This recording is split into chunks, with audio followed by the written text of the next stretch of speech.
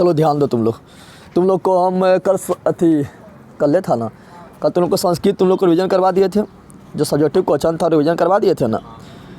उसको कॉपी किताब पर भी करवाए थे, उसके बाद फिर बोर्ड पर आके कर रिवीजन करवा दिए थे, वो वाला देखते रहना तुम लोग, ठीक है ना। उसके बाद हिंदी का भी तुम लोग किताब पर करवाएं, अभी बोल के भी करवाते हैं फिर रिवीजन, ठीक है ना। सब्जेक्टिव क्वेश्चन का रिवीजन करवा देते हैं। उससे पहले तुम लोग को बताते हैं क्या क्या पढ़ना है। तुम लोग को बार बार हम एक ही चीज़ बोल रहा है, क्लास 10 का मोस्ट VVI ऑब्जेक्टिव लिखल है, उसमें लगभग 18 से 19 वीडियो होगा, ठीक है ना। उसको तुम लोग पूरा देख डालो, ऑब्जेक्टिव उसी से आएगा। 5 सब्जेक्ट मिला के 18 से 19 वीडियो है, ठीक है। सब तुम लोग उसको देख डालो, सभी ऑब्जेक्टिव उसी से आएगा, एकदम फिक्स है, ठीक है ना। अब तुम लोग का बन जाएगा। और VVI सब्जेक्टिव यानी दीर्घोत्तरीय प्रश्न 2 नंबर वाला और 5 नंबर वाला सब मिला के लगभग 25 गो होगा, ठीक है ना। लिखा होगा क्लास 10 का दीर्घोत्तरीय प्रश्न सभी सब्जेक्ट का, 5 सब्जेक्ट मिला के 25 गो वीडियो है, उसको तुम लोग देख डालो, ठीक है। जिस दिन एग्जाम रहेगा उस दिन देख के जरूर जाना है, ऑब्जेक्टिव सब्जेक्टिव दोनों, ठीक है ना। क्योंकि तुम उतना टाइम नहीं का तुम लोग को बताए कि पढ़ो, इस जाके मजबूत करो, टाइम ना है। जितना जल्दी हो सके मैन पॉइंट पढ़ लो, ठीक है ना। पढ़ते रहो। अगर हो सकता है तो मॉडल पेपर 1 का सॉल्यूशन तुम लोग देख लेना, सब्जेक्टिव का और ऑब्जेक्टिव का दोनों देख सकता है अगर हो सकता है तो, ठीक है ना। तो इतना ही रखो, अब पढ़ते रहो, अब टाइम बहुत कम है। चलो तो तुम लोग को आज हिंदी बता रहे हैं। हिंदी में तुम लोग को एक ठो बताए थे ना कि हिंदी में तुम लोग को बताए थे क्या, तो हिंदी में बताए थे निबंध में तुम लोग क्या कर लेना है, तो बताए तो होली पढ़ लो, ठीक है ना। नहीं बताए थे बंदर, बताए थे तो होली पढ़ लेना है, ठीक है ना। क्योंकि होली ना आया था पिछला साल, तो होली पढ़ लो बताए थे। और कोरोना के बारे में पढ़ेगा तो कोरोना के बारे में भी पढ़ सकता है, ठीक है ना।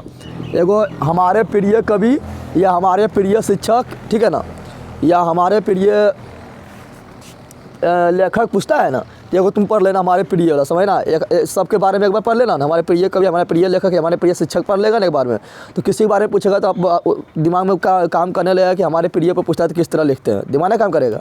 और सबका टाइटल वाई क्या है ना, दिमाग काम करना लगेगा, ठीक है। तो वो पढ़ लेना। एक तो तुम लोग गरीबी भी ज़्यादा बढ़ गया है तो गरीबी भी पढ़ लेना। एगो बेरोजगारी भी ज़्यादा बढ़ गया है तो बेरोजगारी भी देख लेना, ठीक है ना। ये सब देख लेना, ठीक है, आ सकता है, ठीक है। तो चलो स्टार्ट करते हैं। सब्जेक्टिव निकाल लो।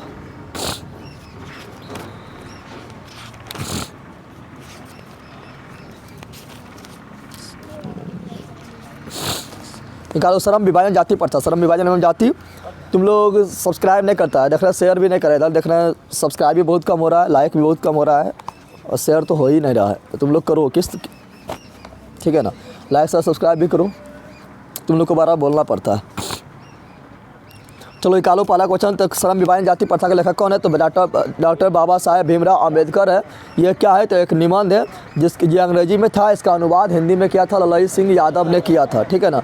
तुम लोग अभी जो देख रहा है वायरल क्वेश्चन के फेरम नहीं जाओ कि इतना वायरल क्वेश्चन आ रहा है, 500 को वायरल क्वेश्चन, 600 वायरल क्वेश्चन, या तुम लोग को लिखा रहेगा उस सब में नहीं आना है। जो बता रहे हैं 18 को है, इसी से आएगा, ठीक है ना। वायरल के चक्कर में टाइम बर्बाद नहीं करना।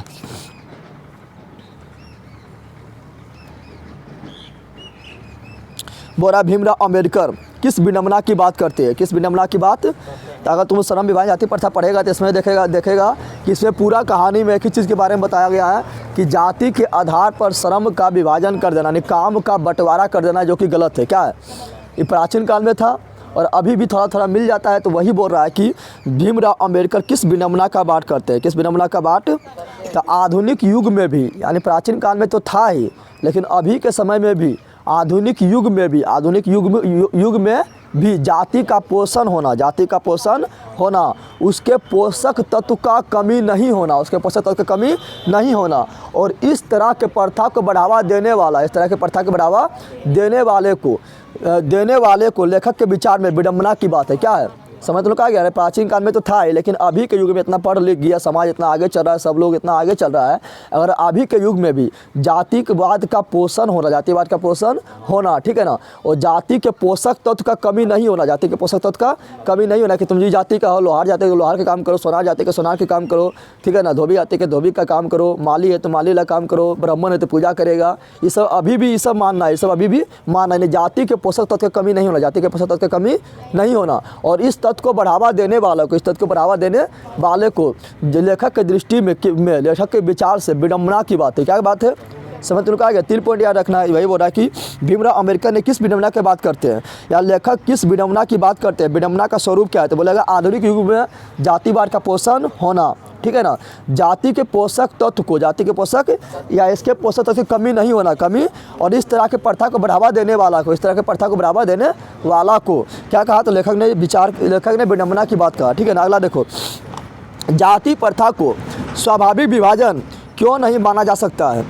जाति प्रथा जो है इसको स्वाभाविक विभाजन क्यों नहीं माना जा सकता है, क्यों नहीं माना जा सकता है, ठीक है ना। तो ये तो जानने करता है कि जाति के आधार पर काम को बांट दो, तो ये अच्छा बात ना है। कोई चाहेगा हम वो काम नहीं करेंगे, धोबी है तो चना चाहे कहेगा हम धोबी ला काम करें, सोनार है तो नहीं चाहेगा हम सोनार ला काम करें, उसको मन है दूसरा काम करें, माली है तो नहीं चाहेगा माली ला काम करें, ठीक है ना। या ब्राह्मण है तो नहीं चाहेगा कि ब्राह्मण ला काम करें, यानी मतलब वो नहीं चाहेगा, बढ़े तो नहीं चाहेगा बढ़िया ला काम करें, हमेशा हमको कुछ अलग काम भी करना है। लेकिन जाति के आधार पर हमेशा के लिए उसको बांट देगा, तुमको यह काम करना, तो गलत है। तो वही बोल रहा है क्या, जाति प्रथा को स्वाभाविक विभाजन क्यों नहीं माना सकता। तो लिखना है कि लिखना है जाति के क्या बोला, जाति प्रथा को स्वाभाविक विभाजन क्यों नहीं माना जाता है। लिखना है कि जाति के आधार पर श्रम का विभाजन कर देना, जाति के आधार पर श्रम का विभाजन करना व्यक्ति के रुचि पर आधारित नहीं है। व्यक्ति को रुचि पर आधारित है, तुम चाह रहा है कोई अलग काम करे, तुमको बोला नहीं ये काम कर, तो जाति के आधार पर श्रम मतलब कामा का श्रम का विभाजन कर देना, श्रम का विभाजन कर देना व्यक्ति के रुचि पर आधारित नहीं है, व्यक्ति के रुचि पर आधारित नहीं है। और वह, ठीक है ना, और यह व्यक्ति को जीवन भर एक ही काम में बांध कर रख देता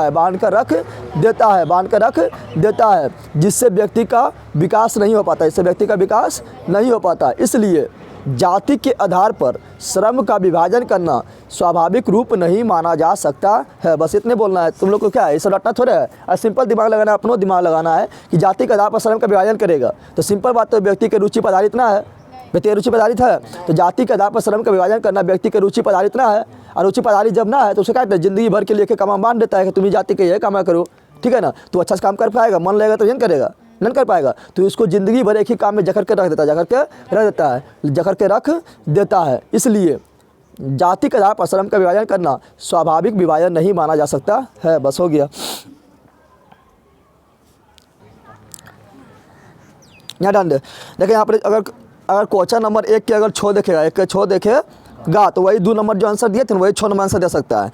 क्या बोला, लेखक ने पाठ में किन प्रमुख पहलुओं से ये तुम लोग जो हम VBI जो सब्जेक्टिव क्वेश्चन बता रहे हैं BBD से, ठीक है ना, जो VBI है वही बता रहे हैं, ठीक है ना, और आंसर थोड़ा अपना शब्द में देने की बात कर रहे हैं, कोशिश कर रहे हैं, ठीक है ना।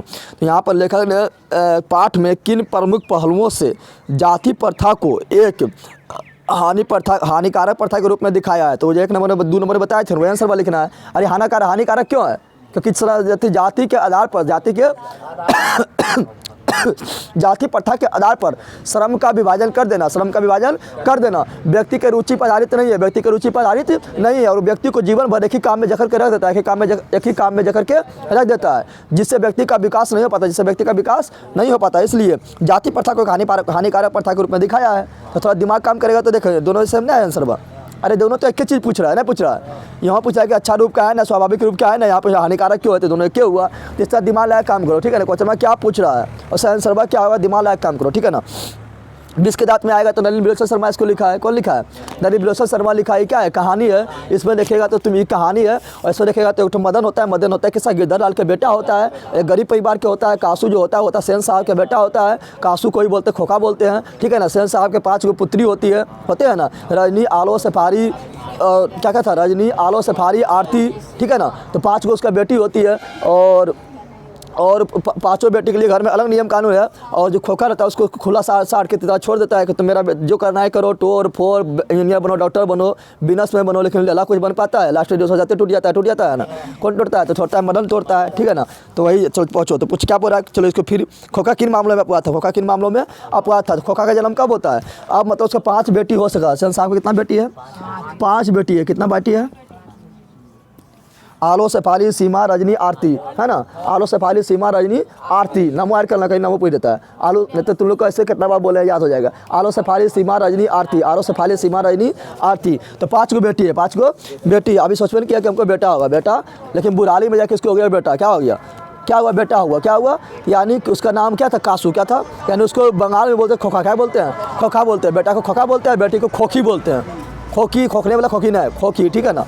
अब तुम लोग यहाँ ध्यान दो।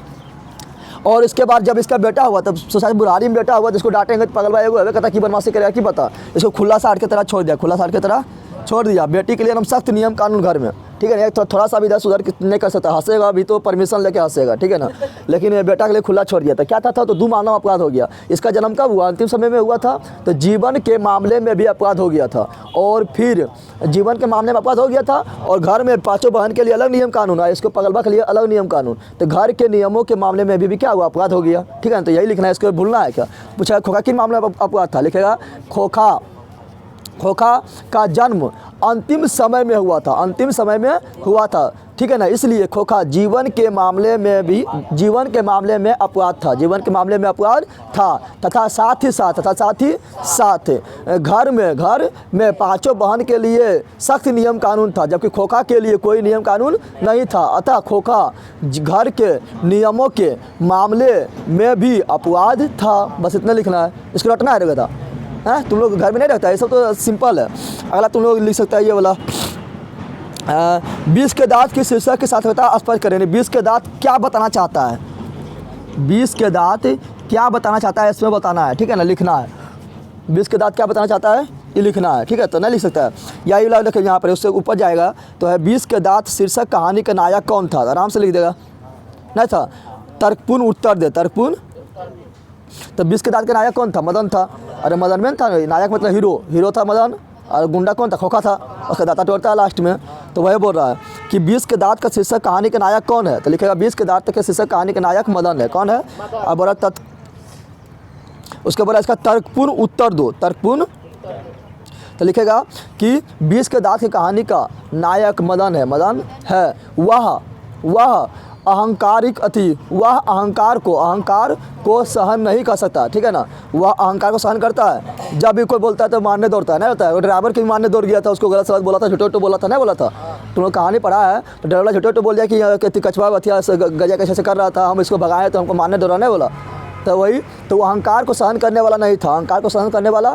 तो लिखेगा 20 के दांत के नायक मदन था, वह अहंकार को सहन करने वाला नहीं था, अहंकार को सहन करने वाला नहीं था, वह अहंकार को सहन करने वाला नहीं था। वो भले ही गरीब परिवार से आता था, गरीब परिवार से आता था, लेकिन वह झूठ और अहंकार को सहन नहीं कर सकता था, झूठ और अहंकार को सहन नहीं कर सकता था। और इसी को पालन करते हुए, इसी नियम को पालन करते हुए एक बार मदन ने खोखा के दांत को तोड़ दिया और सिद्ध कर दिया कि वह डरने वाला नहीं है। इसलिए मदन इस 20 के दांत के नायक है। बस हो गया, समझ तुम लोग आया।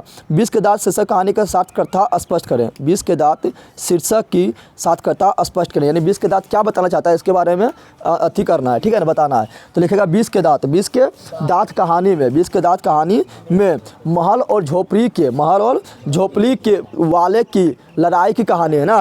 एक महल वाला क्या होता है? सेन साहब होता है। झोपड़ी वाला क्या होता है? झोपड़ी वाला मदन और गिरधर होता है ना। ये दोनों के बीच में मतलब महल वाला मतलब जो अमीर लोग क्या सोचता है गरीब के बारे में, इसके बारे में बताया गया, यानी महल और झोपड़ी वाले की लड़ाई जो होता है उसके बारे में बताया गया ना।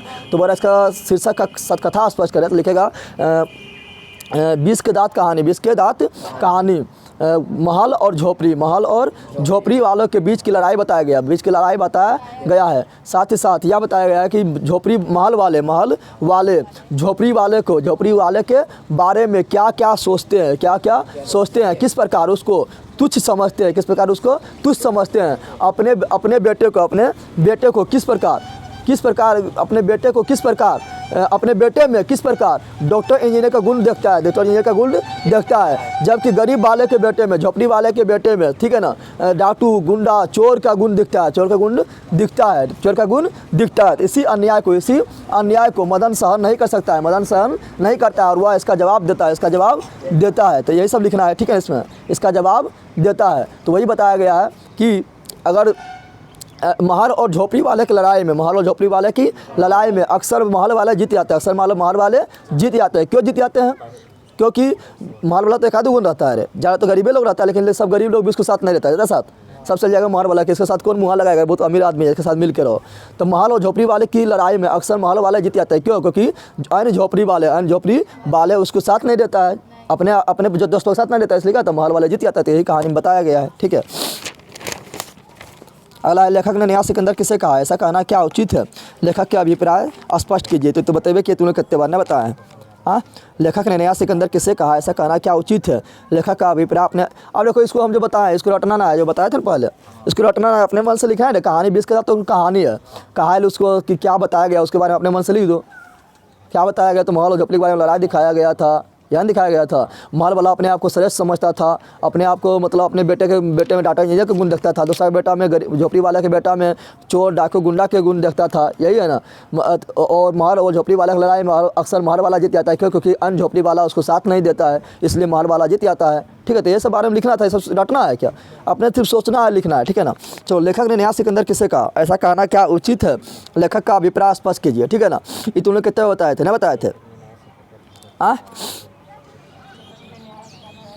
हाँ, तो तुम लोग बताए थे। लेखक ने नया सिकंदर भारत को समझने वाले ठीक है ना।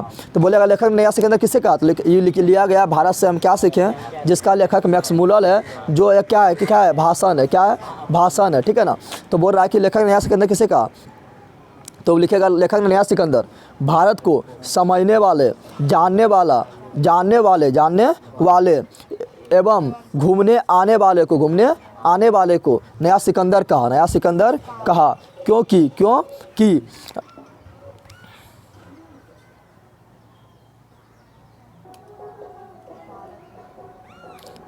इस तरह लिखना है। लेखक ने नया सिकंदर भारत को जानने वाले, समझने वाले, ठीक है ना, जानने वाले समझने वाले के रूप में जो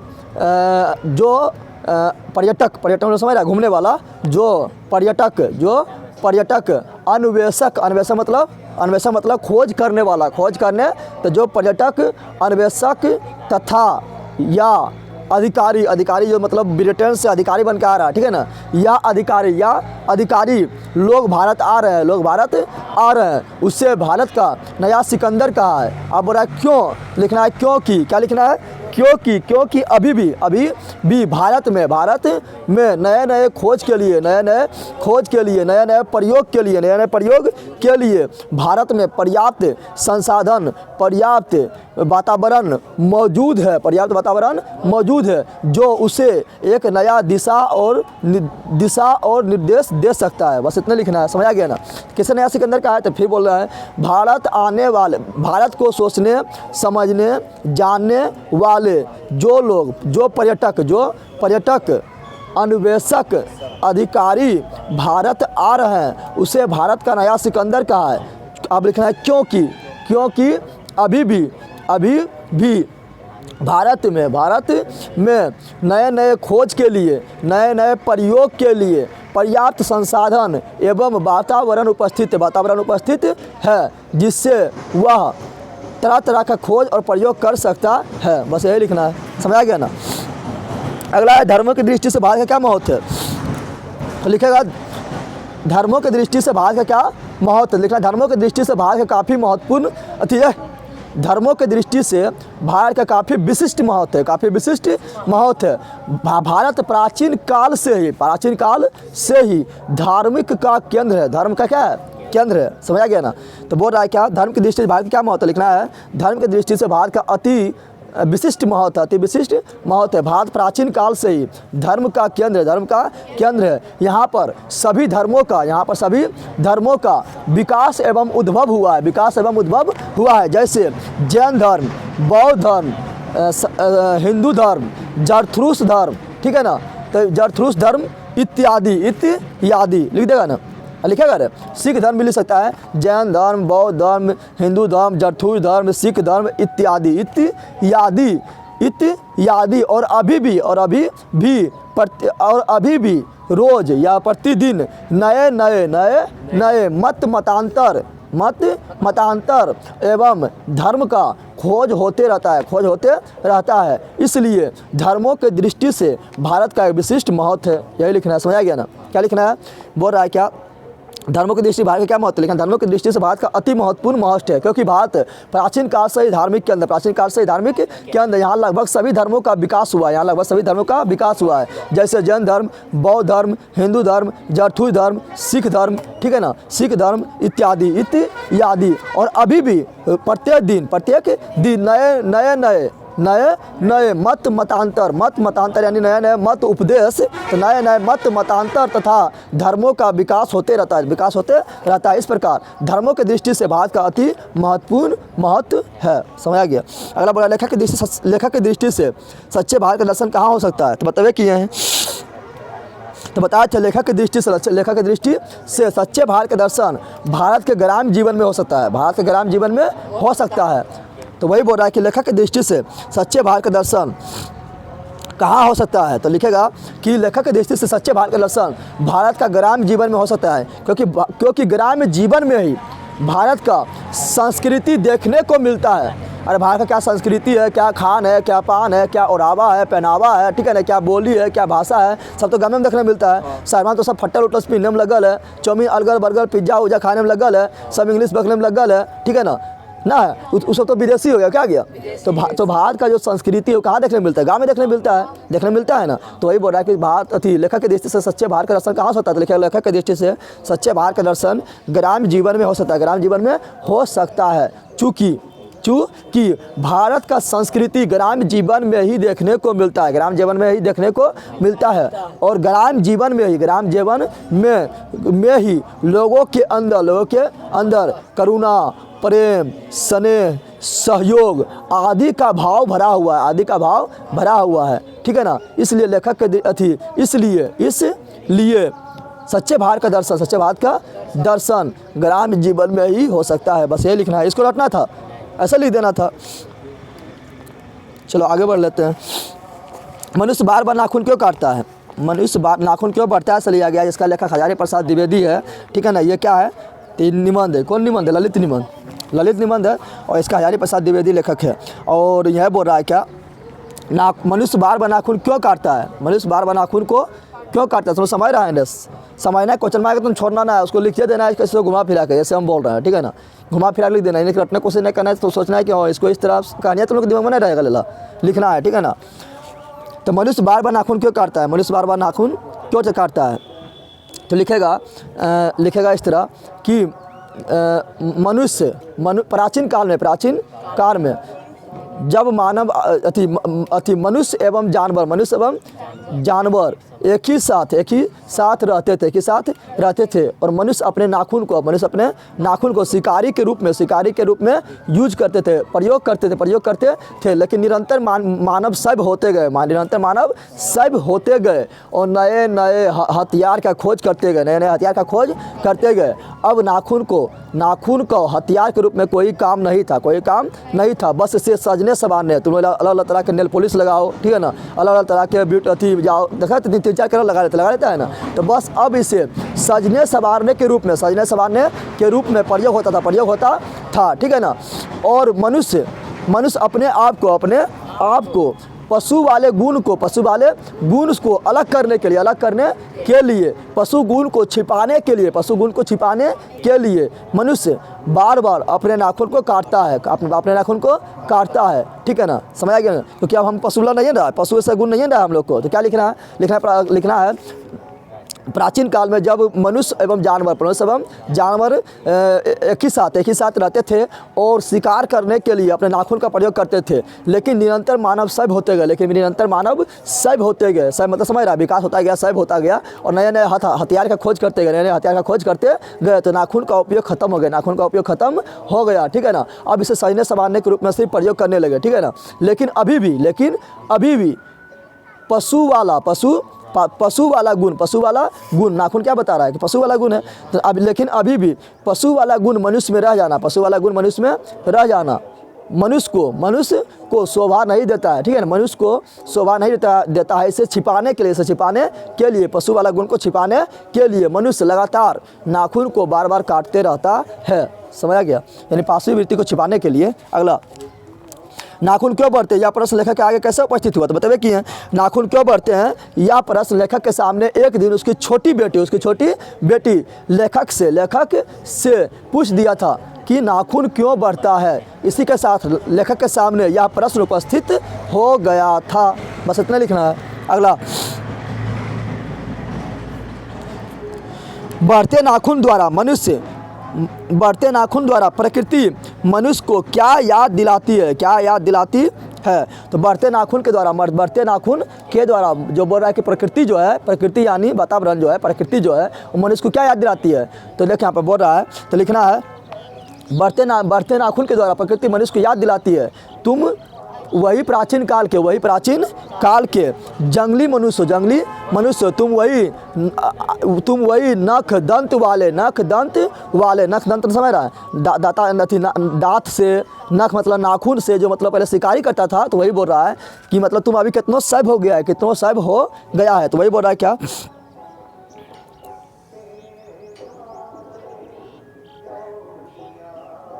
तो बोल रहा है बढ़ते नाखून द्वारा प्रकृति मनुष्य को क्या याद दिलाती है? तो बढ़ते नाखून के द्वारा प्रकृति मनुष्य को याद दिलाती है कि तुम वही प्राचीन काल के जंगली मनुष्य तुम वही नख दंत वाले मानव हो, ठीक है ना। चाहे तुम अभी कितनों ही नए हथियार के खोज करके कितना ही सब क्यों ना हो जाओ, लेकिन ये तुम्हारा नाखून जो है, ये जो तुम्हारा नाखून है, ये मनुष्य को याद दिलाती है, ठीक है ना। प्रकृति मनुष्य को याद दिलाती है कि तुम वही मानव हो जो प्राचीन काल में जानवर के साथ रहते थे और अपना शिकार के रूप में नख दंत का प्रयोग करते हैं, और तुम्हारे अंदर पशु वाला गुण यानी पाशवी वृत्ति यानी पशु वाला गुण अभी भी मौजूद है। समझ तुम लोग आ गया? समझ आया रे? तो क्या लिखना है बोल रहा है क्या, बढ़ते नाखून द्वारा मनुष्य प्रकृति को क्या दिलाती है? तो लिखना, बढ़ते नाखून द्वारा मनुष्य प्रकृति को याद दिलाती है कि तुम कितनों भी सब क्यों नहीं हो गया, लेकिन तुम वही प्राचीन काल का मानव हो जो नख दंत वाला मानव हो, वही तुम प्राचीन काल का जंगली मानव हो जो नख दंत का प्रयोग करता था, जो नख दंत का प्रयोग करके शिकारी करता था, ठीक है ना। और शिकारी करता था, लेकिन अभी के समय में तुम कितने ही नए हथियार के खोज करके सब क्यों नहीं हो गए हो, लेकिन तुम्हारा नाखून अभी भी बढ़ रहा है, और यह तुमको याद दिलाना चाहता है कि तुम वही प्राचीन काल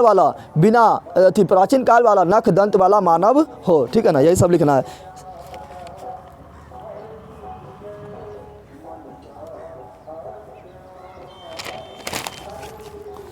अगला है तुम लोग का,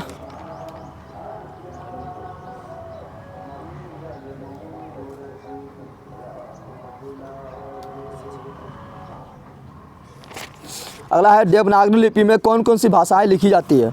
देवनागरी लिपि में कौन कौन सी भाषा लिखी जाती है? तो लिखेगा देवनागरी लिपि में कौन कौन भाषा लिखी जाती है? हिंदी तो देवनागरी में लिखते हैं, नेपाली, मराठी, संस्कृत, ठीक है ना, प्राकृत। तो क्या लिखना है? देवनागरी लिपि में मुख्यतः हिंदी, नेपाली, संस्कृत, मराठी, प्राकृत आदि भाषाएं लिखी जाती है। पंजाबी नहीं, पंजाबी गुरुमुखी लिपि में लिखा जाता है। समझ तो आ गया ना। इंग्लिश जो है वो रोमन लिपि में लिखी जाती है। समझ तो आ गया। तो क्या बोल रहा है बता, देवनागरी लिपि में कौन कौन सी भाषा लिखी जाती है? लिखना है देवनागरी लिपि में मुख्यतः हिंदी, संस्कृत, नेपाली, मराठी, ठीक है ना, प्राकृत आदि भाषा लिखी जाती है, ठीक है। अगला बोला है नागरी लिपि कब एक सार्वदेशिक लिपि था, ठीक है ना। तो ईसा के 8वीं एवं 11वीं सदियों में नागरी लिपि जो था पूरे देश में फैल गया था। पूरा देश में क्या हुआ था? फैल गया था। तो पूरे देश में व्याप्त था। तो उस समय यह एक सार्वदेशिक लिपि था। लेकिन जब छपने वाला स्टार्ट हो गया तो इसका धीरे उपयोग खत्म हो गया, तो फिर सिमट गया, ठीक है ना। तो कब? ईसा से 8वीं एवं 11वीं सदी में, ठीक है ना। अगला, नागरी को देवनागरी क्यों कहते हैं? लेखक इस संबंध में क्या बताते थे? तुम लोग को बार बताए थे। तो लिखला है नागरी को देवनागरी क्यों कहते हैं? नागरी को देवनागरी क्यों कहते हैं, ठीक है ना। तो लिखेगा नागरी को देवनागरी कहने में बहुत सारा मत है, बहुत सारा मत है, उनमें से एक मत सर्वप्रथम गुजरात के नगर ब्राह्मणों ने, सर्वप्रथम गुजरात के नगर ब्राह्मणों ने नागरी लिपि का इस्तेमाल किया था इसलिए इसका नाम नागरी पड़ा, लेकिन बहुत सारा विद्वानों ने यह मत नहीं मानता है, दूसरी मत के अनुसार बाकी नगर सिर्फ एक नगर है। बाकी नगर क्या है? तो बाकी नगर सिर्फ एक नगर है, लेकिन काशी जो है, काशी क्या है? देवताओं का नगर है, ठीक है ना। लेकिन काशी देव का नगर है, देवताओं का नगर है, इसलिए काशी में प्रयोग होने वाले लिपि को देवनागरी लिपि कहा जाता है। समझ आ गया ना? सिंपल लिखना है कि नागरी लिपि को देवनागरी कहे जाने के संबंध में बहुत सारा मत है, जिनमें से एक मत है कि सर्वप्रथम गुजरात के नगर ब्राह्मणों ने नागरी लिपि का प्रयोग किया जिससे इसका नाम नागरी लिपि पड़ा। लेकिन बहुत सारा विद्वानों में मतभेद है, इसलिए दूसरे मत के अनुसार बाकी नगर सिर्फ एक नगर है, जबकि काशी देवताओं का नगर है, इसलिए काशी में प्रयोग होने वाला लिपि को देवनागरी लिपि कहा जाता है। बस इतने लिखना है, समझ तो आया। देवनागरी लिपि को अक्षरों में अस्थिरता कैसे आई? तो बताइए किए थे कि 8वीं और 11वीं सदी में क्या था, पूरा भारत में व्याप्त था, सावदेशिक लिपि था ना। लेकिन जब इसका जो छपाई उपाई जब यूज हो गया, ठप्पा उपाई जब टाइप राइटर का प्रयोग होने लगा, तो धीरे धीरे से क्या हुआ? स्थिरता आ गया। तो वही बोल रहा है कि देवनागरी लिपि के अक्षरों में अस्थिरता कैसे आई? तो लिखा है करीब 2 सदी पहले पहली बार देवनागरी लिपि का टाइप बने। क्या बने? टाइप करने वाला, ठीक है, टाइप बने, और इसमें पुस्तक छपने लगे। जब टाइप लगने लगा, पुस्तक टाइप मशीन में छिपने लगा, तो अपने लिखेगा कोई? ना लिखेगा। तो इस प्रकार क्या हुआ? देवनागरी लिपि के अक्षरों में अस्थिरता आ गई। क्यों आ गई? तो टाइप बन गए और पुस्तक छपने लगे, इसलिए अस्थिरता आ गई, ठीक है ना। समझ तो लोग यार लिख देगा। चलो आप पहुँचो बहादुर में। कहाँ पहुँचो? बहादुर में पहुँचो। बहादुर अपने घर से क्यों भाग गया? तो लिखना एक बार बहादुर ने अपने माँ की प्यारी भैंस को, समझ लो, माँ जो है वो भैंस था, उसको बहुत प्यार करता था, ठीक है ना। तो एक बार बहादुर ने अपनी माँ के प्यारी भैंस को मार दिया, ठीक है ना। जिसे जानने पर माँ ने बहादुर को दुगना पीट दिया। अब ले पकड़, जितना भैंसा मारा था उससे दुगना क्या किया? बहादुर को दिया पीट। क्या किया? तो बहादुर सोचा कि रंगमैया आके अमर नहीं सोचेगा, जब भैंसिया मार लिए तो भैंसिया को कितना प्यार करेगा, हमारा प्यारो नहीं करा क्या, ठीक है ना। तो लिखना है क्या? एक बार बहादुर ने अपनी माँ के प्यारी भैंस को पीटा, जिसकी पता उसकी माँ को चलता है, और माँ कल्पना करके कि बहुत पिटा होगा, वैसे कल्पना करके बहादुर को उससे दुगना पिटाई कर देता है, जिससे बहादुर का माँ पर से ममता का विश्वास उठ जाता है, और बहादुर कहता है चल भागलियो घरा से, वैसे तो प्यार कर, हम जाइयो, ठीक है ना। और बहादुर अपने घर छोड़कर भाग जाता है। समझ तो लोग आ गया। चलो अगला, किन कारणों से बहादुर ने एक दिन लेखक का घर छोड़ दिया?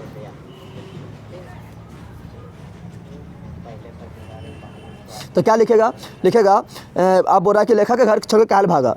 बहादुर बोल रहा था सागर जिधर हमरा सम्मान मिलते उधरे रहो, जरूरी नहीं कि तो हमरा नौकर तक किया, लेकिन सम्मान के साथ रहे तब नहीं। घर में मारा तो घर से भाग गया, लेखक के घर से ही भाग गया, ठीक है ना। जब तक सम्मान मिलता था तो ठीक था। तो लिखेगा, बोल रहा है कि किन कारणों से बहादुर ने लेखक का घर छोड़ दिया। लिखेगा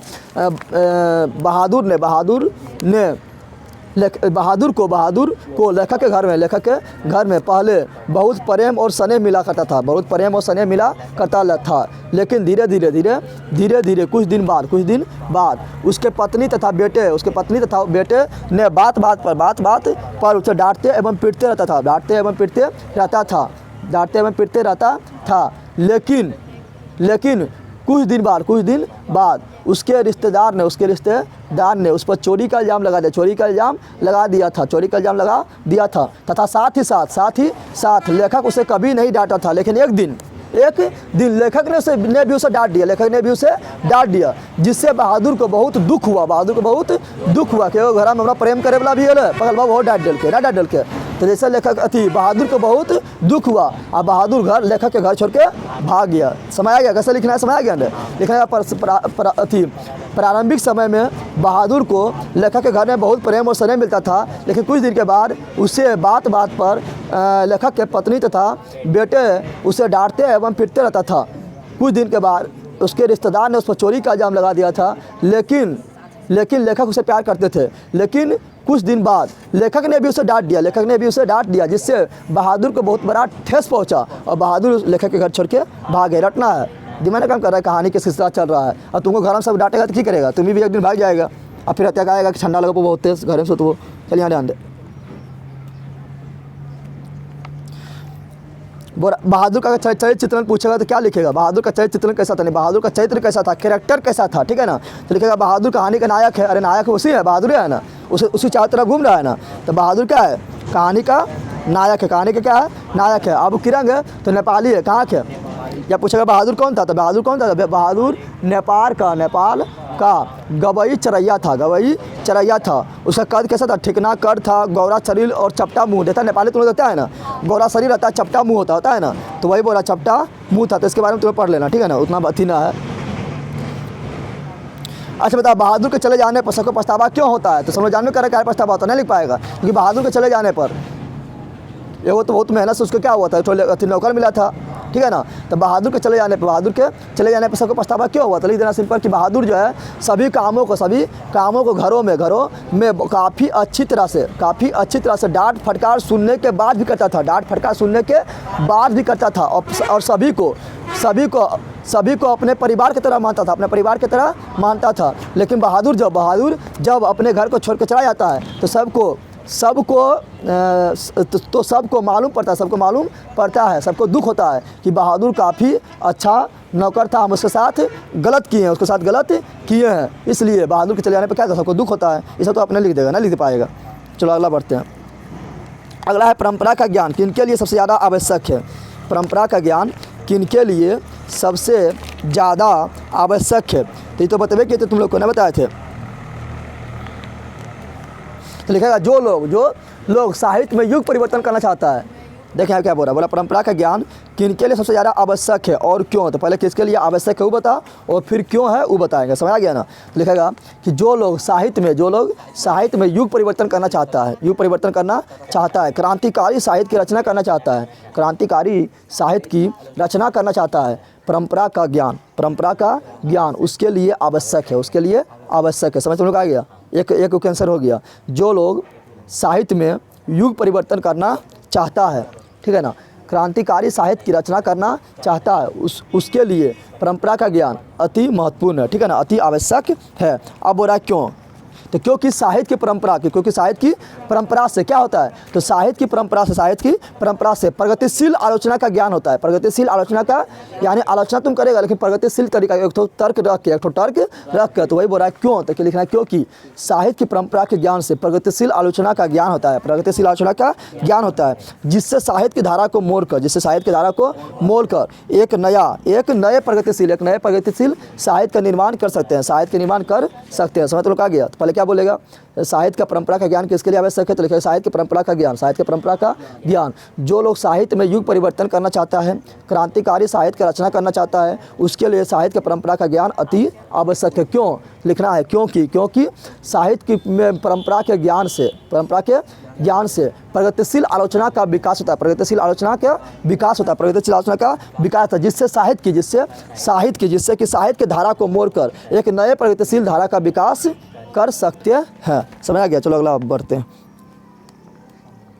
इसमें तुम लोग पूछेगा बिरजू महाराज के समय में सबसे दुखद समय कब आया था, ऐसा लिख देगा बिरजू महाराज के बिरजू महाराज जब 9.5 साल के थे, 9.5 साल के थे, हाँ, तो लिखेगा बिरजू महाराज जब 9.5 साल के था तब उसके पिता का मृत्यु हो गया था, तथा उसके पास उतना पैसा नहीं था कि वह जो है अपने पिता के 10वीं और 13वीं कर सके। इसके लिए उसे प्रोग्राम करके पैसा इकट्ठा करना पड़ा अपने पिता के जी के 10वीं और 13वीं करने के लिए, ठीक है ना। तो यही समय पंडित बिरजू महाराज के लिए सबसे दुखद एवं कठिनाई का समय था। ये तो ऐसे लिख देगा, नहीं लिख पाएगा। बिरजू महाराज के गुरु कौन थे, उसका संक्षिप्त परिचय दे, बताइए तुम लोग को कितना बताए थे ना। तो बिरजू महाराज अपना गुरु जो मानता था अपना पिताजी को, बाबूजी को, और जो जज मानता था अपनी माँ को मानता था, ठीक है ना। तो वही बोल रहा है कि बिरजू महाराज के गुरु कौन थे, तो लिखेगा बिरजू महाराज के गुरु उनके बाबूजी थे, ये तो लिख दिए। अब बोला उनका संक्षिप्त परिचय दे, तो लिखना हुए अच्छे स्वभाव के थे, बाबूजी कैसा था, अच्छा स्वभाव के था, ठीक है ना। वह अपना दुख किसी के सामने प्रकट नहीं करता था। तुम्हें देखता है समाज में बहुत सारे लोग रहता है, बहुत जरूरी दुख हो तो हमारा ये दुख हुआ है, सब हमारे साथ हुआ है, सब बोलते चलेगा ना। लेकिन वो जो अपना दुख किसी के सामने प्रकट नहीं करता था। वह कला प्रेमी था। क्या था, वो बेहद कला प्रेमी था, बेहद कला प्रेमी था, ठीक है।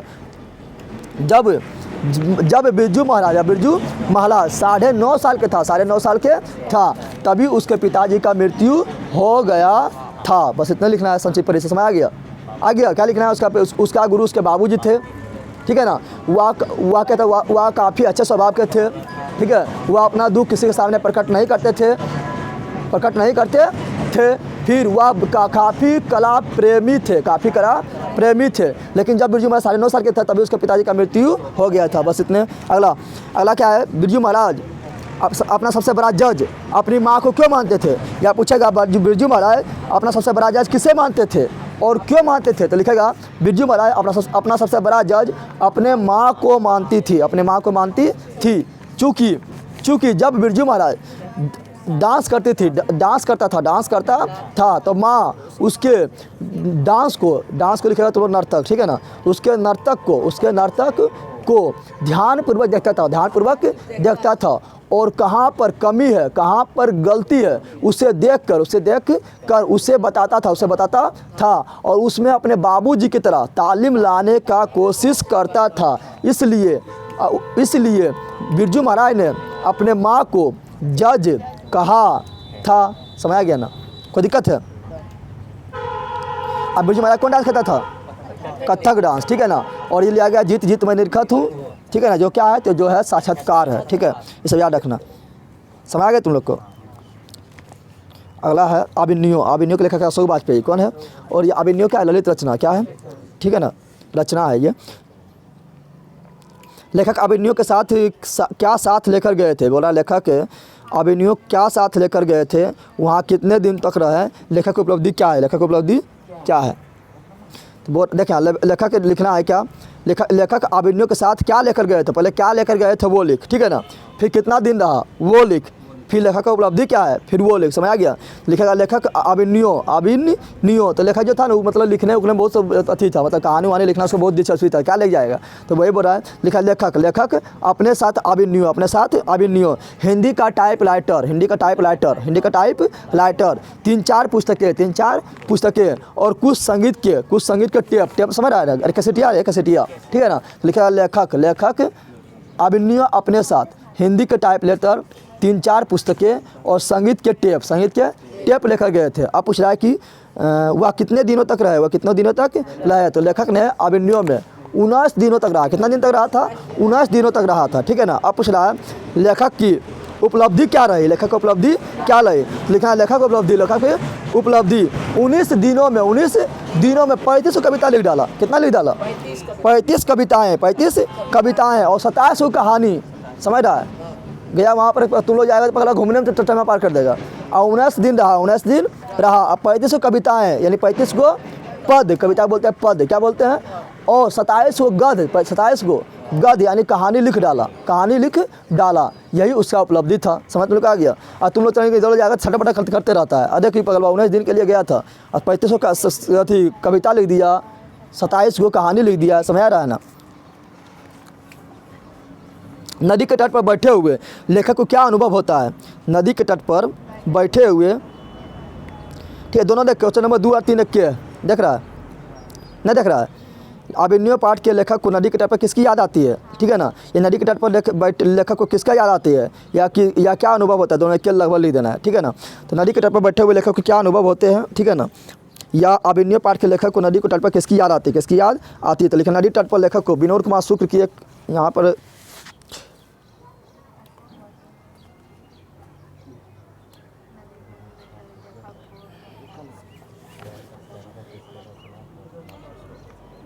चले यहाँ पर नदी के तट पर बैठे हुए लेखक को क्या नदी के तट पर बैठे हुए लेखक को क्या अनुभव होता है, ठीक है ना। तो क्वेश्चन नंबर 2 और क्वेश्चन नंबर 3 अगर पूछेगा तो 2 और 3 का आंसर लगभग सेम दे सकता है, ठीक है ना।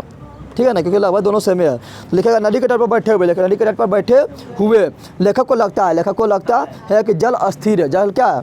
अस्थिर और तटे बह रहा है। जैसे तुम ट्रेन पर चढ़ता है ना, ट्रेन में अस्थिर है, आप अगर गाछा उछा जितना बिल्डिंगवा है, जितना घारा हो रहा है सब भाग रहा है, नहीं लगता है। उसी प्रकार लेखक को लग रहा है कि लेखक को नदी के तट पर बैठे हुए लगता है कि जल अस्थिर है और तटे बह रहा है। क्या बह रहा है? तटे बह रहा है, ठीक है ना। उन्हें अनुभव हो रहा है कि वे नदी के साथ बह रहे हैं और वो नदी के साथ भी बह रहा है। और तट के किनारे बैठा लोग ने, उसको लग रहा है कि वो नदी के तट के साथ क्या बह रहा है पानी, उसको लग रहा है कि वो भी नदी के साथ बह रहा है, नदी के साथ बह रहा है। नदी के पास रहने से लगता है कि स्वयं नदी हो गया। स्वयं क्या हो गया? और जब वो बहने लगा तो क्या हुआ? स्वयं नदी हो गया, स्वयं नदी हो गया और स्वयं में नदी की झलक दिखाई पड़ता है, स्वयं में नदी की झलक दिखाई पड़ता है। क्या लिखना है? लिखा नदी के तट पर बैठे हुए लेखक को लगता है कि जल अस्थिर है और तट ही बह रहा है, तट ही बह रहा है। और नदी के साथ उसे लगता है कि वह खुद बह रहा है, वह खुद बह रहा है। और उसे लगता है कि वह खुद नदी बन गया, वह नदी बन गया है। वह खुद क्या हुआ? तो वह खुद स्वयं में नदी हो गया। स्वयं में क्या हो गया? नदी हो गया। स्वयं में नदी की झलक देखता है, स्वयं में नदी की झलक देखता है। अगला, अभिनयों में प्रत्येक वर्ष कब और कैसा समारोह हुआ करता है? अभिनयों में प्रत्येक वर्ष कब और कैसा समारोह हुआ करता है? या अभिनय क्या है? अभिनय क्या है और वह कहाँ अवस्थित है? हर बरस अभिनयों में कब और कैसा समारोह हुआ करता था? तो तुम लोग देखो, अभिनय क्या है पहले पूछा है। क्या पूछा है? तो अभिनय मध्ययुगीन ईसाई मठ है। क्या है? यानी अभिनय कहाँ है? फ्रांस में है ना। तो फ्रांस जितना भी वहाँ पर यूरोप के देश है सब क्या है? ईसाई। क्या है?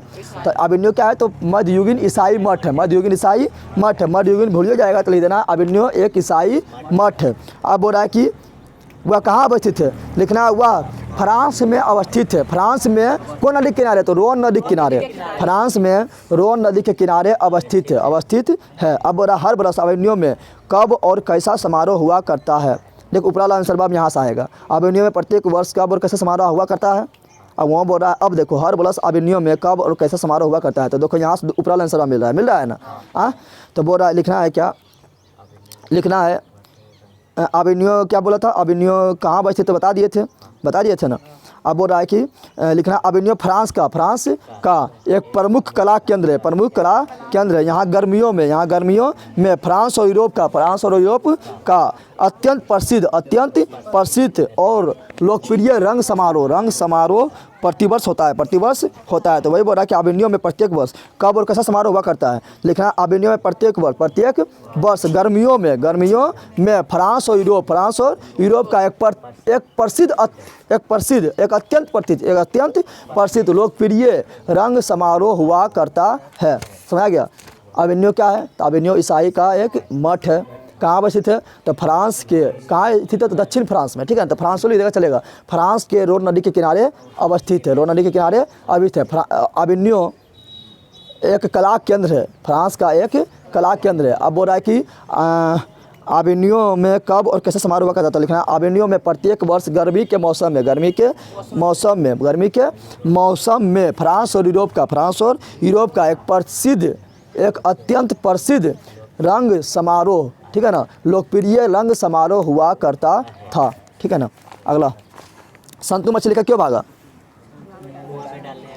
तो लिखो संतु मछली लेकर कुएं में डालकर उसे पालने के लिए लेकर भागा। संतु मछली को लेकर कुएं में डालने के लिए तथा उसे पालने के लिए लेकर भागा। कुआं में डालेगा जिंदा रह जाएगा ना। तो यही लिखना है। मछली और दीदी में क्या समानता दिखलाई पड़ती है? मछली और दीदी में क्या समानता? तो देखिए यहाँ पर दीदी जो है ना, दीदी को लग गया था बुखार। क्या लग गया था?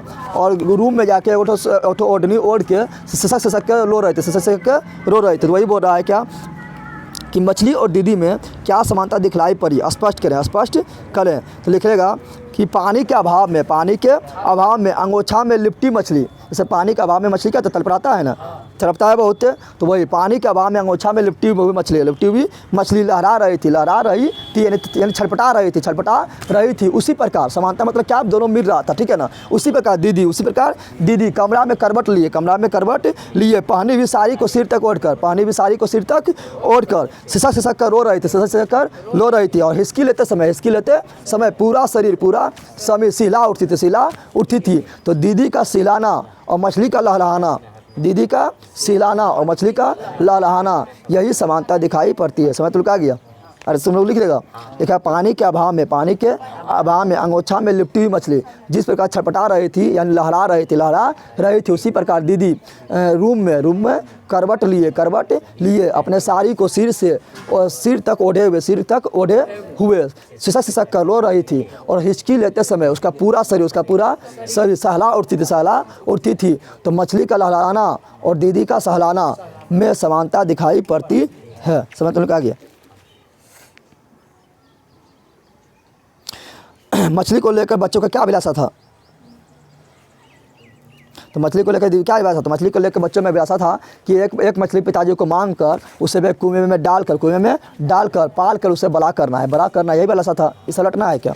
फिर यहाँ मछली को लेकर संतु क्यों हिचक रहा था? इसीलिए देगा मछली को छूते हुए संतु क्यों हिचक रहा था? क्योंकि मछली को छूते हुए संतु को डर लग रहा था संतु क्या हिचक रहा था। ये सब तो ऐसे लिख देगा। चलो अगला, डुमराव की महत्ता किस कारण से है? ये लिया गया नौबत खाना में इबादत से लिया गया है जिसका लेखक है यतीन्द्र मिश्र। क्या है? यतीन्द्र मिश्र है, ठीक है, यतीन्द्र मिश्र है। और ये क्या है? जिसमें शहनाई वादक बिस्मिल्लाह खां के बारे में लिखा हुआ है और बिस्मिल्लाह खां को भारत रत्न पुरस्कार भी मिला था 2021 में, ठीक है ना, याद रखना बिस्मिल्लाह खां को, ठीक है। तो वही बोला डुमराव की महत्ता किस कारण से है? डुमराव की महत्ता तो लिखना है डुमराव की महत्ता, डुमराव में प्रसिद्ध शहनाई वादक बिस्मिल्लाह खां का जन्म हुआ जिसे भारत रत्न से भी सम्मानित किया गया। तुम लोग ना ऐसे तुम लोग झारखंड में रहता है, झारखंड में क्या होता है? तो महेंद्र सिंह धोनी है तो नहीं बोलता सब कि महेंद्र सिंह धोनी हमारे झारखंड के हमारे गाँव के, मान लो महेंद्र सिंह धोनी यहीं का रहता, तुम लोग बोलता नहीं कि धोनी हमारे गाँव के, तो गामा के प्रसिद्धि नहीं मिलता। उसी प्रकार क्या था? उसी प्रकार बिस्मिल्लाह खां था जो था वो प्रसिद्ध शहनाई वादक था और उसको भारत रत्न भी मिल चुका है, तो काफ़ी बड़ा आदमी हो गया ना। तो डुमराव के रहने वाला था तो डुमराव का महत्व नहीं बढ़ गया। तो वही लिखना है कि बोल रहा है कि डुमराव का महत्व किस कारण से था? लिखना है डुमराव का महत्व इसलिए था चूँकि वहाँ प्रसिद्ध शहनाई वादक बिस्मिल्लाह खां का जन्म हुआ, प्रसिद्ध शहनाई वादक बिस्मिल्लाह खां का जन्म हुआ जिसे भारत रत्न से भी सम्मानित किया गया था तथा साथ ही साथ शहनाई बनाने के लिए रीढ़ का प्रयोग होता है जो एक विशेष प्रकार का घास नरकट से बनता है जो कहाँ मिलता है? तो जो डुमराव में सोन नदी के किनारे मिलता है, इसलिए डुमराव का महत्ता अति प्रसिद्ध था। समझ गया ना? लेकिन उड़ा लिखना नहीं भूलना, शहनाई वादक बिस्मिल्लाह खां का जन्म वही हुआ तो लिखना नहीं भूलना, सबसे मेन कारण वही है। समझ आ गया ना?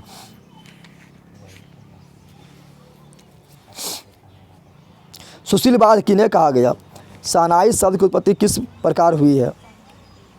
सुशीलवाद किन्हें कहा जाता है? शहनाई शब्द की व्युत्पत्ति किस प्रकार हुई है? तो लिखना सुशीलवाद ऐसे वाद है जिसमें नारी यानी बताते हैं घास का जो प्रयोग होता है, नारी होती है, नारी यानी नरकट या रीढ़ होती है, जिन्हें फूंक कर बजाया जाता है, सुशीलवाद उन्हें कहा गया जिसमें नारी यानी नरकट या रीढ़ होता है, जैसे फूंक कर बजाते हैं। शहनाई को भी फूंक कर नहीं बजाते हैं, पौ पौ करता है ना, तो जिससे फूंक कर बजाया जाता है, ठीक है ना। अब शहनाई शब्द की व्युत्पत्ति किस प्रकार हुई है? तो शहनाई शब्द का व्युत्पत्ति कैसे हुआ है? तो इसका उत्पत्ति हुआ है अरब देश में। कहाँ हुआ है? अरब देश से हुआ है, बस इतना लिखना है, ठीक है ना।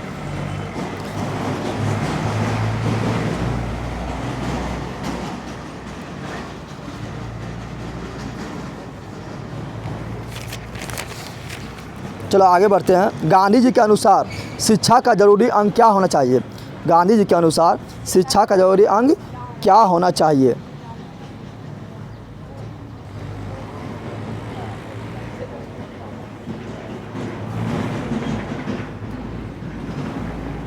गांधी जी के अनुसार शिक्षा का जरूरी अंग देखिए बोल रहा है कि गांधी जी के अनुसार शिक्षा का जरूरी अंग क्या होना चाहिए? शिक्षा का जरूरी अंग क्या होना चाहिए? गांधी जी के अनुसार शिक्षा का जरूरी अंग ऐसा हो जिसमें बालक को घृणा को प्रेम से मान लो तुमको घृणा कर रहा है तो उसको तुम प्रेम से जितना सीखो, ठीक है ना। तो घृणा को प्रेम को असत्य को सत्य से हिंसा को अहिंसा से जीतने का पाठ सिखाया जाए यह महात्मा गांधी शिक्षा का जरूरी अंग मानते थे। समझ आ गया? समझ आ रहा है। तो वही बोल रहा है कि गांधी जी के अनुसार शिक्षा का जरूरी अंग क्या होना चाहिए, तो लिखा है गांधी जी के अनुसार शिक्षा का जरूरी अंग ऐसा हो जिसमें बालक को घृणा को प्रेम को ऐसा याद रहेगा, और सत्य को सत्य से। अब तुम लोग ऐसा नहीं लिख देना कि सत्य को सत्य से नहीं लिख देना, और सत्य को सत्य से, हिंसा को अहिंसा से जीता जाने का शिक्षा मिले, ऐसा शिक्षा को महात्मा गांधी ने शिक्षा का जरूरी अंग माना था। आ गया समझ। गांधी जी बढ़िया शिक्षा किसे कहते हैं, बढ़िया शिक्षा तो बोलता है गांधी जी के अनुसार बढ़िया शिक्षा वैसा शिक्षक है जिसमें अहिंसक प्रतिरोध, क्या बोल रहा है, अहिंसक प्रतिरोध को गांधी जी बढ़िया शिक्षा कहता है। वैसा शिक्षा जिसमें तुमको हिंसा नहीं करो, ये ना कि कोई मारा है तो तुमको चटाचट दे दो, ये ऐसा ना है। तुम मतलब हाँ चटाचट कब दो, जब तुम कमज़ोर है, और जब लोग मजबूत है क्या करता है, मजबूत लोग क्या करता है, उसको छोड़ देता है, ठीक है ना। छोड़ क्यों देता है, क्योंकि वो जानता है कि हमें मार दे पगला मर जाते के थप्पड़ में नहीं मरीते, तो थोड़ा छोड़ दिले का मतलब ही ना है कि छोड़ दिले का मतलब ही ना है कि थोड़ा सा हम लड़े नहीं पा लिए, हम जाना पे थोड़ा मारो तो एक चप्पल में मिल गया आई तो ना, ठीक है। तो वही बता रहा है क्या, गांधी जी बढ़िया शिक्षा किसे कहते हैं, गांधी जी बढ़िया शिक्षा किसे कहते हैं, तो लिखेगा गांधी जी बढ़िया शिक्षा गांधी जी के अनुसार अहिंसक प्रतिरोध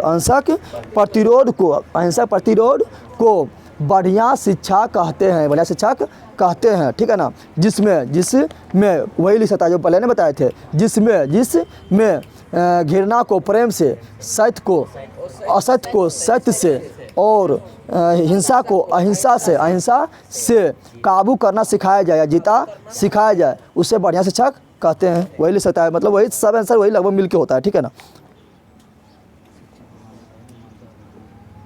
शिक्षा का ध्येय गांधी जी क्या मानते थे और क्यों, शिक्षा का ध्येय गांधी जी क्या मानते थे। शिक्षा का मतलब क्या होता है, शिक्षा का मतलब खाली नौकरी लेना होता है। शिक्षा क्यों लेता है कि तुम्हारा अंदर क्या हो, चरित्र का निर्माण हो, चोर डाकू बदमाश गुंडा तुम नहीं बनो, तुम एक अच्छा आदमी बनो, तुम्हारे अंदर क्या हो, चरित्र का विकास हो, क्या हो। तो वही बोल रहा है कि शिक्षा का ध्येय गांधी जी क्या मानते थे, लिखेगा शिक्षा का ध्येय से गांधी जी का मानना था, शिक्षा का ध्येय गांधी जी चरित्र निर्माण को मानता था, क्या बोलेगा, शिक्षा का ध्येय गांधी जी चरित्र निर्माण को मानता था, उनके विचार से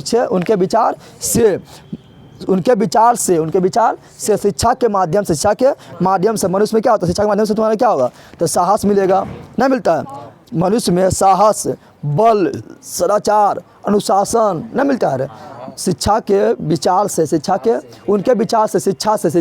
माध्यम से मनुष्य में साहस, सदाचार, ठीक है ना, अनुशासन, बल आदि का विकास होता है, आदि गुणों का विकास होता है, जिससे व्यक्ति में चरित्र निर्माण करने में सहयोग करता है साहसी और सदाचार व्यक्ति को, जिससे कि साहसी और सदाचार व्यक्ति के हाथों में समाज के कमान को आसानी से सौंपा जा सकता है। और जो चोर गुंडा डाकू बदमाश रहेगा उसके हाथ में नहीं सौंप देगा। तो जो जिसमें शिक्षा के माध्यम में सदाचार का विकास हुआ, सदाचार का, बल का, अनुशासन का, ठीक है ना, चरित्र का विकास हुआ है, वैसा व्यक्ति के हाथों में समाज के बोझ को आसानी से सौंपा जा सकता है। तो क्या लिखेगा, बोलेगा गांधी जी ने शिक्षा का ध्येय क्या मानता था, गांधी जी ने शिक्षा का ध्येय चरित्र निर्माण को मानता है। वैसा शिक्षा के माध्यम से मनुष्य में सदाचार, अनुशासन, बल आदि का विकास होता है, जिससे मनुष्य में चरित्र निर्माण में सहयोग करता है, जिससे मनुष्य के हाथों में समाज का हाथ आराम से सौंपा जा सकता है। बस ये करना है। चलो अगला बढ़ो, कविता में कहाँ बढ़ो,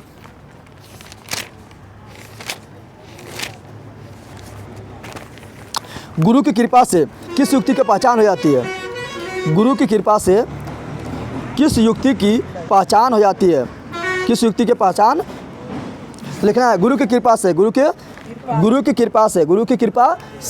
लोभ दोष, लिखे यहाँ पर क्या बोल रहा है, लोभ, लोभ दोष नहीं, लोभ दोष द्वेष द्वेष जलन ईर्ष्या आदि के भावना को त्याग कर, आदि के भावना को त्याग कर सांसारिक माया मोह से मुक्त होकर, सांसारिक माया को मोह से मुक्त होकर ब्रह्मा के युक्ति का, ब्रह्मा के प्राप्त करने का, ब्रह्मा को प्राप्त, ब्रह्मा तो समझ रहा है ईश्वर को, तो ब्रह्मा को प्राप्त करने की युक्ति की पहचान हो जाती है। समझ तुम कहा गया? तो वही बोल रहा है क्या, गुरु की कृपा से किस युक्ति की पहचान हो पाती है? तो लिखना है कभी गुरु नानक देव के अनुसार, बताया था ना, थोड़ा कभी लिखेगा तो अच्छा आंसर माना जाता है कि इसको सब पता है, ठीक है ना। तो कभी गुरु नानक देव के अनुसार, कभी गुरु नानक देव के अनुसार, कभी गुरु नानक देव के अनुसार, ठीक है ना।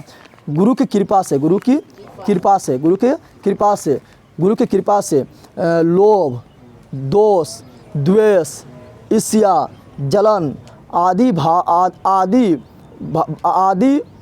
गुण से, आदि अवगुण है, ठीक है ना, आदि अवगुण से मुक्त होकर, आदि अवगुण से मुक्त होकर सांसारिक माया मोह से मुक्त होकर, सांसारिक माया मोह से मुक्त होकर ब्रह्मा की प्राप्ति के युक्ति की पहचान हो जाती है। बस इतने लिखना है, समझ आ गया? लिख देगा ना, भूल जाएगा तो लास्ट में सिर्फ इतना लिख देना है कि गुरु की कृपा से, गुरु की कृपा से ब्रह्मा की युक्ति के, ब्रह्मा की प्राप्ति की युक्ति का, ब्रह्मा की प्राप्ति की युक्ति का पहचान हो जाती है। इतना तो याद रहेगा ना, समझ आ गया? चलो अगला, वाणी कब विष के समान हो जाता है? वाणी कब विष के समान हो जाता है? तो लिखना है गुरु नानक देव के अनुसार, गुरु नानक की देव के अनुसार जिस वाणी में राम का नाम ना हो, राम का नाम का उच्चारण ना हो, राम के नाम का उच्चारण ना हो, वह वाणी विष के समान हो जाता है। बस इतना लिखना है, और लिख देगा, लिखेगा रे?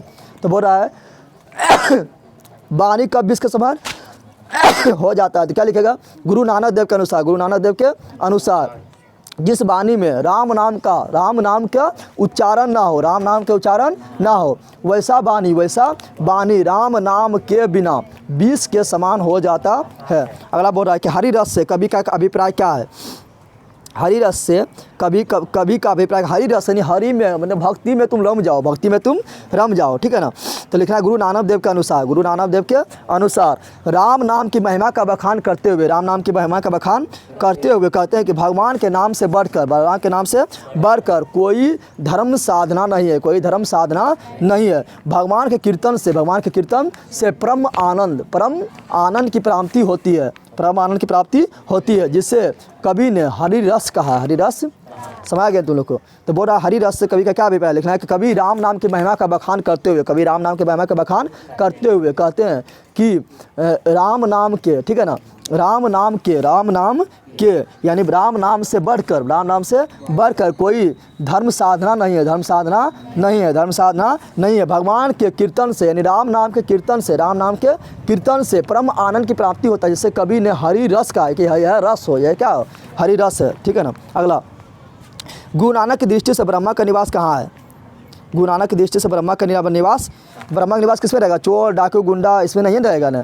जो ईर्ष्या करता है, जो एक दूसरे के देख के जलता है, जो लोभी करता है, ठीक है, उसमें नहीं रहेगा ना। जो जलन की भावना करता है उसमें नहीं रहेगा ना। किसमें रहेगा? तो लिखेगा कभी गुरु नानक देव की कहाँ पर भाग गया? गुरु नानक की दृष्टि से ब्रह्मा का निवास कहाँ है? लिखना है गुरु नानक की दृष्टि से, गुरु नानक के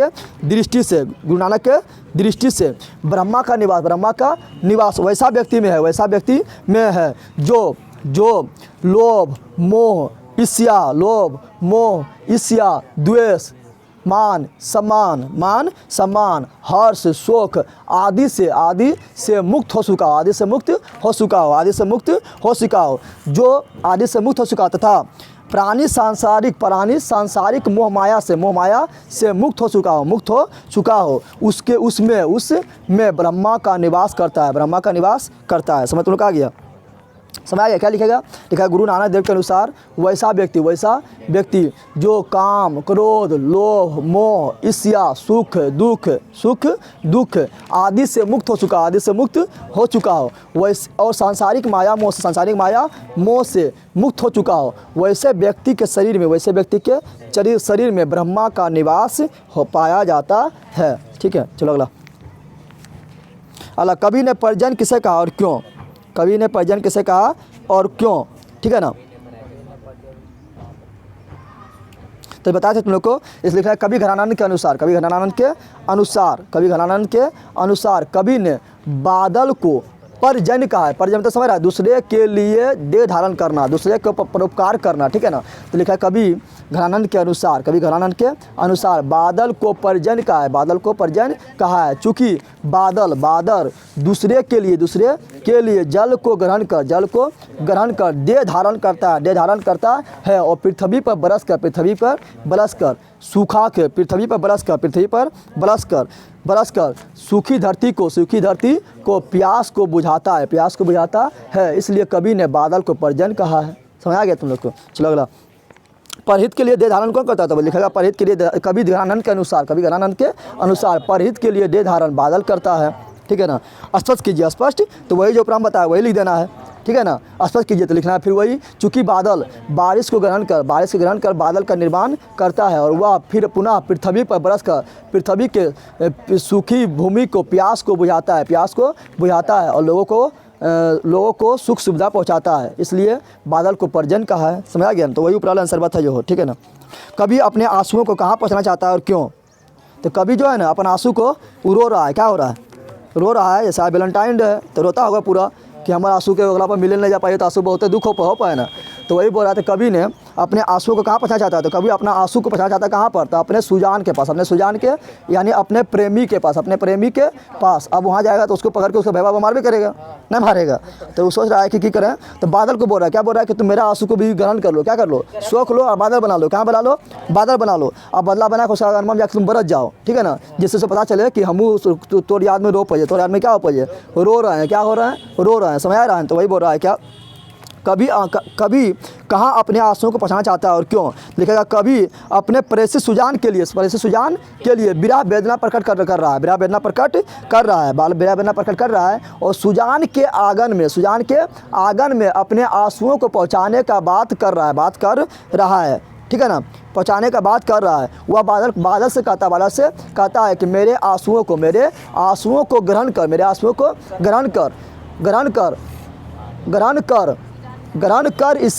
कर इसे मेरे सुजान के आंगन में बरस जाओ, जिससे उसे पता चले कि वो जिससे वह प्रेसी को अपने आंसुओं से भिंगा सके, जिससे वह अपना प्रेसी को यानी प्रेमी को अपने आंसुओं से भिंगा सके, ठीक है ना। चलो आगे बढ़ते हैं। आगे है नेताओं के बारे में कविवर प्रेमघन की क्या राय है, या नेताओं के बारे में कवि की क्या राय है? तो बताइए किए हैं ना, बताएं। लिखना है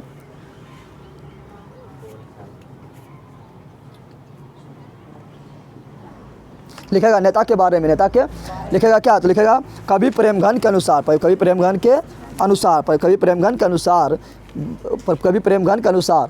कवि नेता के बारे में कहते हैं कि आजकल के नेता देश को मार्गदर्शक करने के बजाय विदेशी भेष भूषा चाल चलन व्यवहार खान पान अपनाने में लगा हुआ है और देश के संस्कृति सभ्यता को बढ़ावा देने के बजाय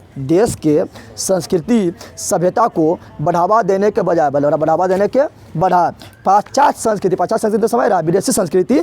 तो पाश्चात्य संस्कृति में स्वयं को प्रभावित दिखा रहा है, समझ आ गया। तो यही लिखना है। क्या लिखना है? कवि प्रेमघन के अनुसार नेताओं को देश के नेताओं को देश का मार्गदर्शन करने के बजाय वह विदेशी भेष भूषा चाल चलन व्यवहार खान पान इत्यादि को अपना रहा है और देश के संस्कृति और सभ्यता को बढ़ावा देने के बजाय विदेशी या पाश्चात्य संस्कृति को अपना रहा है। यही लिखना है। अगला, कवि को भारत में भारतीयता क्यों नहीं दिखाई पड़ती? तो वही लिखना जो अभी बताए थे। लिखना है कवि प्रेमघन के अनुसार भारत में भारतीयता इसलिए दिखाई नहीं पड़ती है क्योंकि यहाँ सभी लोग धीरे विदेशी भेष भूषा खान पान चाल चलन व्यवहार इत्यादि इत्यादि को अपनाने में लगा है, इत्यादि को अपनाने में लगा है, इत्यादि को अपनाने में लगा है। अपने देश की संस्कृति सभ्यता को बढ़ावा देने के बजाय पाश्चात्य संस्कृति में, पाश्चात्य संस्कृति की ओर सब लोग बढ़ रहा है, पाश्चात्य संस्कृति की ओर सब लोग बढ़ रहा है। इसलिए कवि को भारत में भारतीयता दिखाई नहीं पड़ता है। वही आंसर था, नहीं था, लगभग सेम था आंसर। कवि ने डाफली किसे कहा और क्यों? कवि ने डाफली किसे कहा और क्यों? कवि ने डाफली किसे कहा है? तो लिखेगा जिन लोगों में दास वृत्ति बढ़ रहा है, दास वृत्ति तो समझ रहा है कि उसी विदेश की ओर भागना, विदेशी वस्तु की ओर भागना, विदेशी वस्तु की ओर भागना। तो वही लिखेगा जिन लोगों में दास वृत्ति बढ़ रहा है, जो लोग पाश्चात्य संस्कृति की दास्ता के बंधन में बढ़कर, यानी पाश्चात्य संस्कृति समझ रहा है, पाश्चात्य मतलब विदेशी वेशभूषा चाल चलन बोल चाल व्यवहार खान पान सब अपना रहा है। तो वही जो लोग पाश्चात्य सभ्यता संस्कृति की दास्ता के बंधन में बढ़कर विदेशी रीति रिवाज में बने हुए विदेशी रीति रिवाज को अपना लिया है, कवि ने उनको डाफली की संज्ञा दिया, डाफली की संज्ञा दिया है। और क्यों? क्योंकि वह विदेश की पाश्चात्य संस्कृति को, विदेश की पाश्चात्य संस्कृति की विदेशी वस्तुओं की अंग्रेजी की झूठी प्रशंसा में लगल है, ना लगल है, फालतू झूठो लगल है, विदेशी वस्तु की, विदेशी संस्कृति की, विदेशी खान पान के झूठे प्रशंसा में लगल कि बहुत अच्छा है, बहुत अच्छा है, बहुत अच्छा है। लेकिन अच्छा है चाइना मान लो तो टू बोल जाएगा, नहीं बोल जाएगा, तो अच्छा ना है, लेकिन बीचों प्रशंसा में लगा हुआ है, प्रशंसा में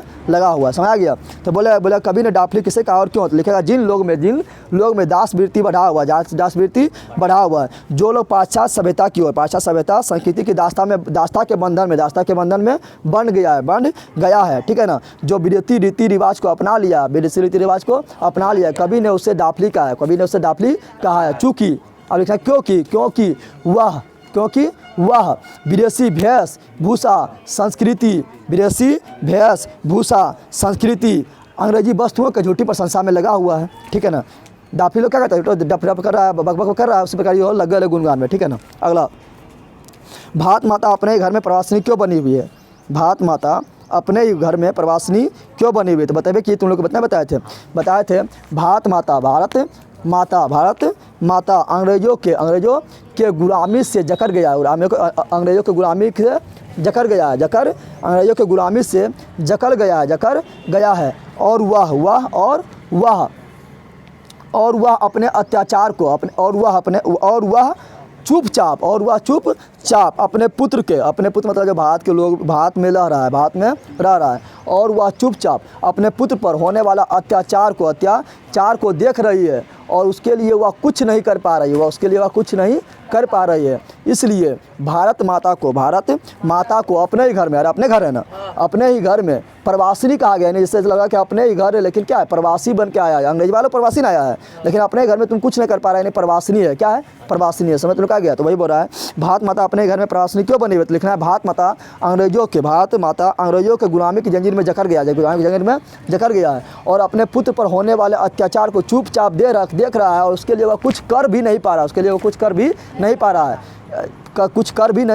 रहा है। ऐसा लग रहा है कि अपने ही घर में भारत माता खुद प्रवासिनी हो गई है। अगला, भारत माता का ह्रास भी लाहौ ग्रसित क्यों दिखाई पड़ता है? तो लिखना है भारत माता का स्वरूप, भारत माता का ह्रास भी लाहौ ग्रसित क्यों दिखाई पड़ती है? तो लिखना है भारत माता का स्वरूप में ग्राम शोभा झलक है। उसके शरीर पर चमकाहट था। क्या था? चमकाहट था, चंद्रमा के समान चमकाहट था। लेकिन जब अंग्रेज ने भारत माता को गुलामी की जंजीर में जकड़ लिया तो सभी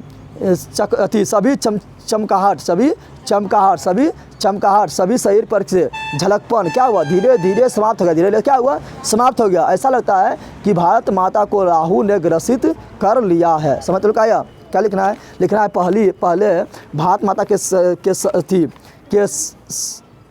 चेहरा पर, भारत माता के चेहरा पर चमक दमक था,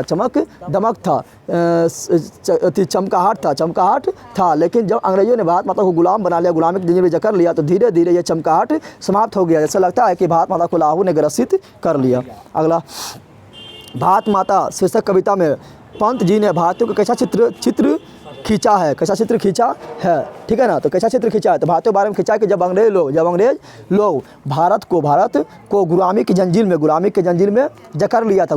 जकड़ लिया था, तो यहाँ का सभी भारतवासी गरीबी से बेरोजगारी से नंगे बदन भूखे रहना पड़ता था। यानी अंग्रेज वालों को पूरा मौज कर रहा है और यहाँ के लोग नंगे बदन है, भूखा है, ठीक है ना, तरफ रहा है, ठीक है ना। तो वही लिखना है, परतंत्र भारतवासियों का, पता मतलब गुलामी से जकड़ा हुआ भारतवासियों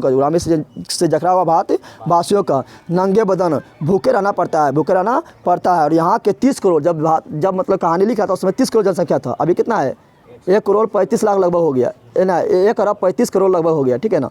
तो लगभग 30 करोड़ जनता को शोषित पीड़ित भी है और पढ़ा लिखा भी नहीं रहने, मूड है और सब है और शिक्षित है, निर्धन है एवं ब्रिज के नीचे निवास करना पड़ रहा है। तो वही बोला, भारत माता शीर्षक कविता में पंत जी ने भारत कैसा चित्र खींचा है, तो लिखा भारत माता शीर्षक कविता में पंत जी ने गुलाम भारतीय परतंत्र भारतवासियों का नंगे बदन और भूखे रहना पड़ रहा तथा यहाँ के लोग शोषित है, पीड़ित है और शिक्षित है और सब है, निर्धन है और ब्रिज के नीचे रहना पड़ रहा है। समझ आ गया तुम लोग को। सुल्तानंद पंत का जन्म 1900 ईस्वी में हुआ। कहाँ पर हुआ, तो उत्तराखंड के कसौनी में हुआ था, ठीक है।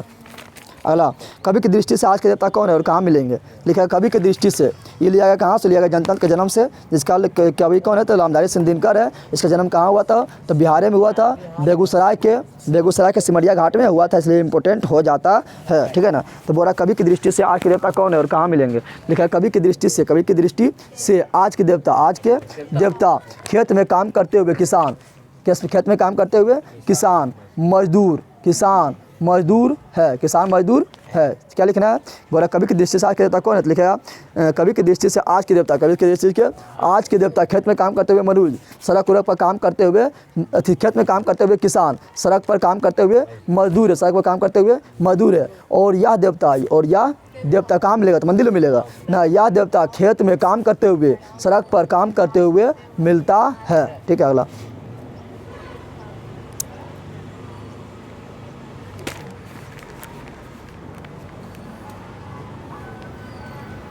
हिरोशिमा में मनुष्य की साखी के रूप में क्या है, हिरोशिमा में मनुष्य की साखी के रूप में क्या है, लिखना है क्या, हिरोशिमा में जब बम विस्फोट हुआ था, ठीक है ना। इसका कवि कौन है, तो सच्चिदानंद हीरानंद वात्स्यायन अज्ञेय, ठीक है। तो वही बताया गया कि जब वहाँ बम्बा पटक दिया था, परमाणु बम्बा अमेरिका पटक दिया था, तो उसका साक्षी के रूप में क्या है, बंदा दोनों तो ध्यान से सुन रहा है, उसका साक्षी के रूप में क्या है, यानी उसका मतलब प्रूफ के रूप में क्या है, तो लिखेगा आज भी हिरोशिमा में साक्षी के रूप में अर्थात प्रमाण के रूप में जहाँ तहाँ जला हुआ पत्थर और दीवारें पड़ी है। समझो इतना बम्बा था कि पत्थर भी जला दिया, तो जला हुआ पत्थर दीवारें पड़ी है, यहाँ तक कि पत्थरों पर टूटी फूटी सड़कों पर घर के दीवारों पर लाश के निशाना भी है। लाश है क्या है, तो क्या लिखना है, आज भी हिरोशिमा में साक्षी के रूप में अर्थात प्रमाण के रूप में जहाँ तहाँ जले हुए पत्थर एवं दीवारें हैं, यहाँ तक कि टूटी फूटी हुई सड़कें, पत्थरें एवं दीवारों पर आज भी लाशे के निशान साक्षी के रूप में मौजूद है। समझ आ गया तुम लोग को। चलो अगला क्या लिख सकते हैं, अगला पढ़ो, कवि को बूढ़ा वृक्ष चौकीदार क्यों लगता है, कवि को बूढ़ा वृक्ष चौकीदार क्यों लगता है, तो बताइए कि तो तुम लोग को लिखना है कि क्यों, चूँकि लिखना है कि कवि के अनुसार बूढ़ा वृक्ष चौकीदार इसलिए लगता है क्योंकि चूँकि बूढ़ा वृक्ष कवि के घर के सामने पहरेदार के रूप में खड़ा है और वह जिस प्रकार चौकीदार घर का पहरा देता है ना, और हमें रक्षा करता है, उसी प्रकार वृक्ष भी पर्यावरण का रक्षा प्रदान करता है और पेड़ का मोटी छार उसका वर्दी जैसा मालूम पड़ रहा था तथा उसका एक मोटी टहनी उसे कंधे पर रखा हुआ बंदूक के जैसा प्रतीत हो रहा था। इसलिए कवि को बूढ़ा वृक्ष चौकीदार लगता है। समझ आ गया तुम लोग को। अगला, हमारी नींद कविता किस प्रकार के जीवन का चित्रण करती है? चित्रण करती है, ठीक है। तो लिख देगा कि हमारी नींद कविता में, देखा हमारी नींद कविता में जो है किस प्रकार के जीवन का चित्रण करती है।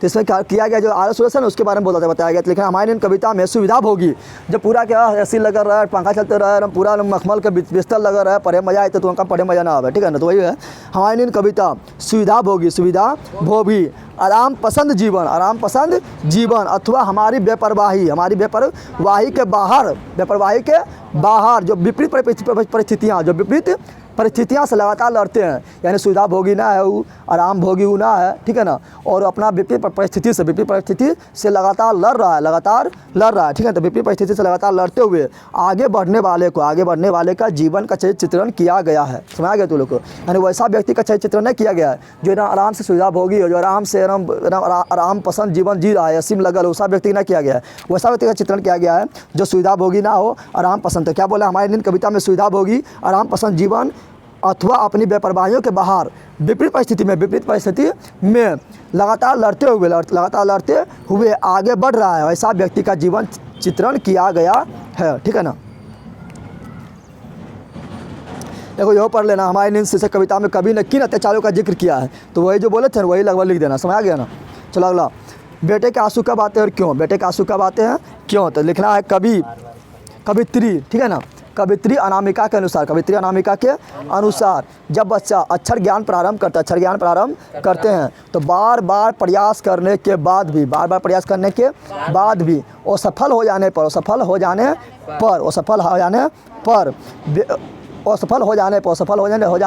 पर उसके आँख से विफलता का आंसू झलक उठता है और बेटे के आँख में आंसू आ जाते हैं। समझ लोग आ गया। लिख देगा, देखेगा कवित्री अनामिका के अनुसार जब बेटे अक्षर ज्ञान सीखना प्रारंभ करता है तो बार बार प्रयास करने के बावजूद जब असफल हो जाते हैं तो उसके आँख से असफलता के आंसू निकल जाते हैं और बेटे के आँख में आंसू आ जाते हैं। समझ तो हो गया, समझा रे। फिर यहाँ पे बेटे के लिए अंगों क्या है और क्यों? तो लिखेगा कि बेटे के लिए अंगों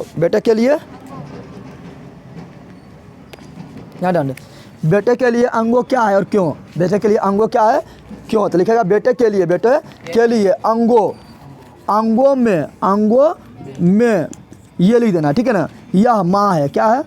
माँ है, तथा माँ के गोद में ये अपने आप को मान रहा है कि हमें बैठा लिया, हमें कौन चाहिए, बैठा लिया, ठीक है ना। तो लिखना है बेटे के लिए अंगों में ये दो जो है, अंगों में जो दो है, यह माँ है तथा अपने आप को या बिंदु समझकर माँ के गोद में बैठा हुआ मान रहा है कि लिखते थक गया है और सफल हो गया, जब रोने लगा है तो लास्ट में आता अंगो, यानी लास्ट में उसको माँ जो अपना गोदी में बैठा लिया है कि कोई दिक्कत ना है, फिर से तुम सीखो। समझ आ गया ना। तो क्या लिखना है, बेटे के लिए अंगों क्या है और क्यों?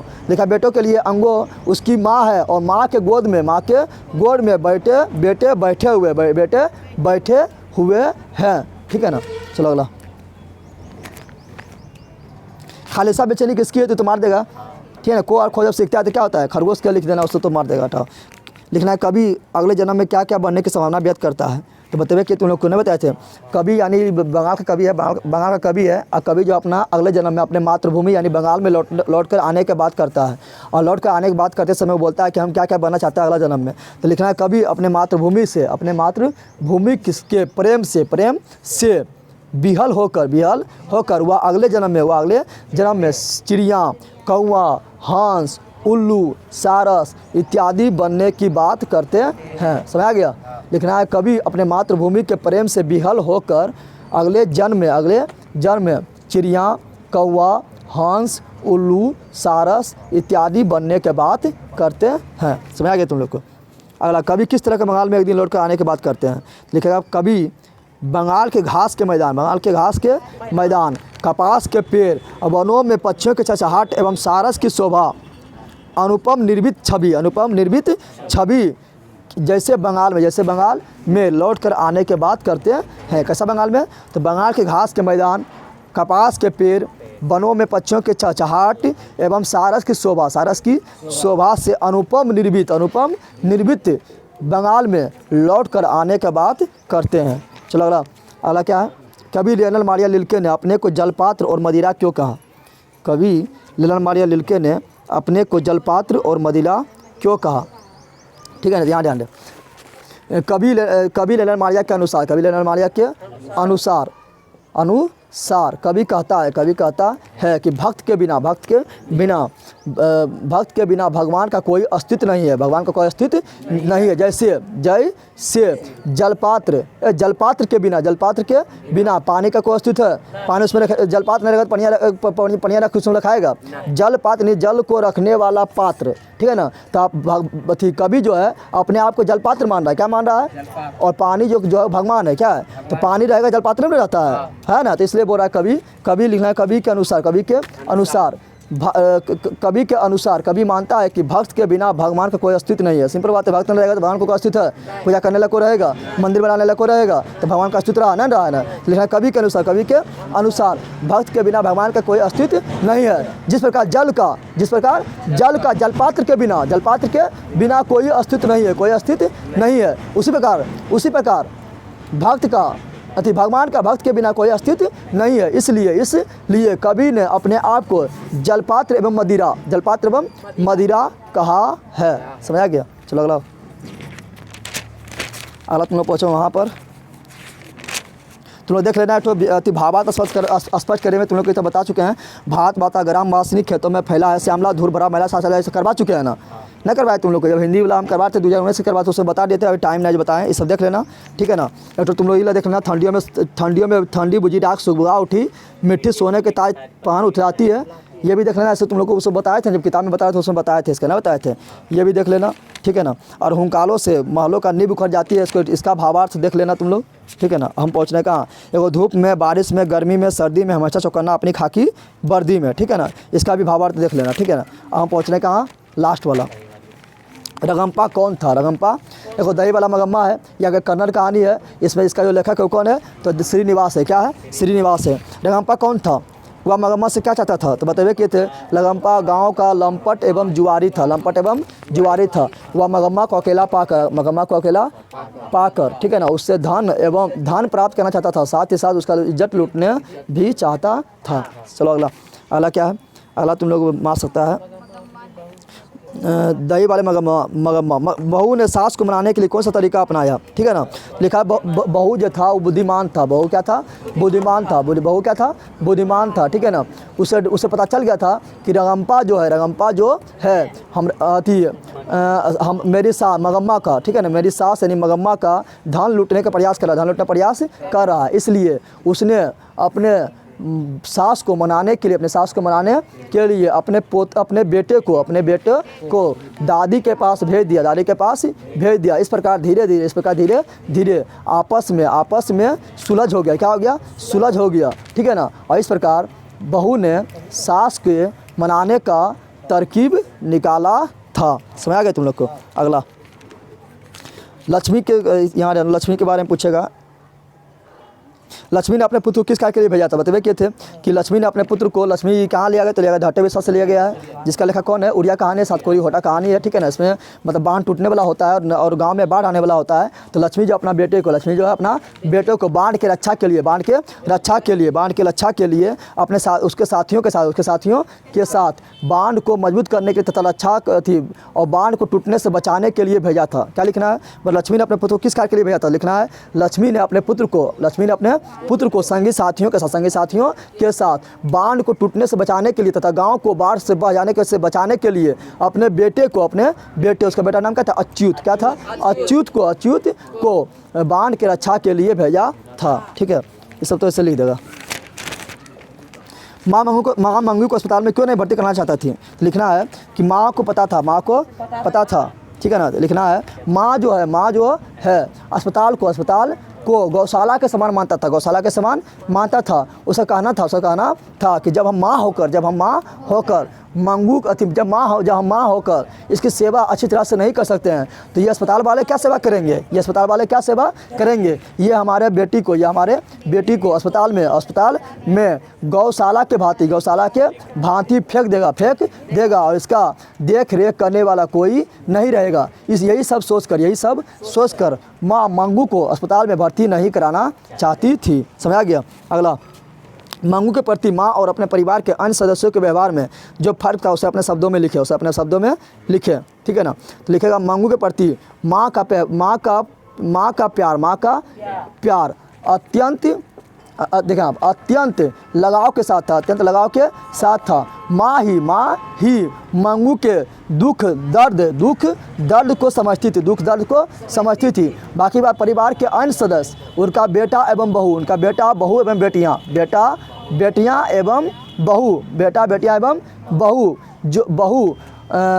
बहू जो है मंगू से उतना प्यार नहीं करता था और कहता था कि माँ के प्यार दुलार ने ही मंगू को और पागल बना दिया है। ठीक है, तो यही दोनों में फर्क था, नहीं था। चलो अगला, पपाती कौन था, वह शहर क्यों लाया गया। लिखा है पपाती वल्ली अम्माल की। ये कहाँ से लिया गया, तो नगर कहानी से लिया गया है, जिसका लेखक कौन है, सुजाता है। ये एक तमिल कहानी है, ठीक है ना। लिखना है पपाती कौन था, वह शहर क्यों लाया गया, तो लिखा पपाती वल्ली अम्माल की पुत्री थी, ठीक है ना। उसे मेनिंजाइटिस रोग यानी दिमागी बुखार मेनिंजाइटिस रोग हो जाने के कारण गांव के डॉक्टर के कहने पर उसके इलाज के लिए शहर लाया गया। ठीक है, समझ तो लोग आ गया। चलो अगला, सीता अपने ही घर में घुटन महसूस करती थी, क्यों। सीता अपने ही घर में घुटन महसूस करती थी, क्यों। तो लिखा है सीता विधवा हो जाने के बाद वह बेटे और बहुओं से उच्छेपित हो गया। और जब उसके विधवा नहीं था तो पति कमा के देता था, तब अच्छा था, हाँ कमा के तो ला रहा है ना। लेकिन जब विधवा हो गया तो वह अपना बेटे और बहुओं के नज़र में क्या हुआ, उपेक्षित हो गया, ठीक है ना। और उसे मात्र दो रोटी के लिए उसे बहुओं और बेटों के ताना सुनना पड़ते थे। इसलिए सीता अपने ही घरों में घुटन महसूस करती थी।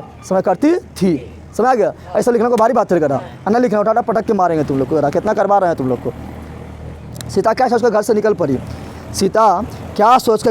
पड़ी, ठीक है ना। लिखना है सीता को जब तीनों बेटा एवं बहुओं ने फैसला किया था कि अब माँ को 50 रुपया महीनवारी देना है, 50 देना है। तो सीता को बहुत दुख हुआ और उसने सोचा था अगर हमको मजदूरी ही करके खाना प्राप्त करना है तो हम मजदूरी बाहर भी कर सकते हैं। और वह घर छोड़कर निकल पड़ी, ठीक है ना। चलो अगला, लक्ष्मी कौन थी, उसकी पारिवारिक परिस्थिति का चित्र प्रस्तुत कीजिए, ठीक है ना।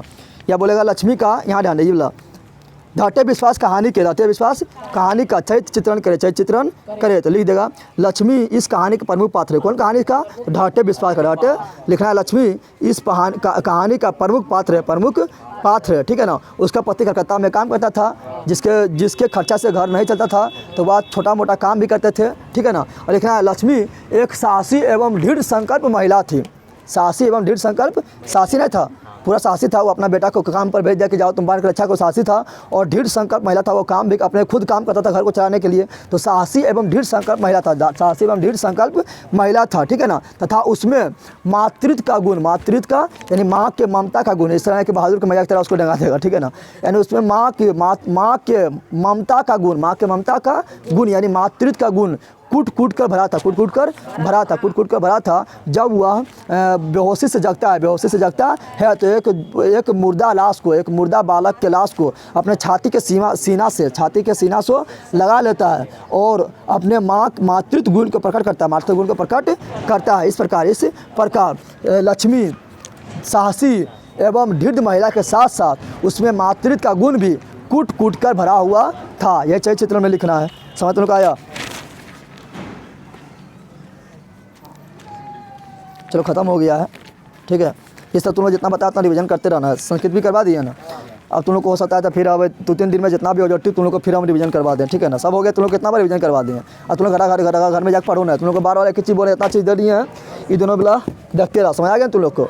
बार बार बोलते हैं शुरू में दे रहे, उसका सब देखते रहा, समझ आ गया ना। अब पहला दिन मैथ है तो मैथ पर अभी थोड़ा ज़्यादा ध्यान दो, समझ आ गया ना। समझ तुम लोग को आया रहे। सूत्र कमान होना चाहिए पूरा, जिस तरह जो 2 नंबरिया प्रश्न जो बताए थे, जिस तरह सब कमान होना चाहिए, कैसे बनता है सब कमान होना चाहिए, परमेय कमान होना चाहिए, रचना, ग्राफ, हाइट एंड डिस्टेंस और जितना भी है सब पर कमान होना चाहिए सर, ठीक है ना।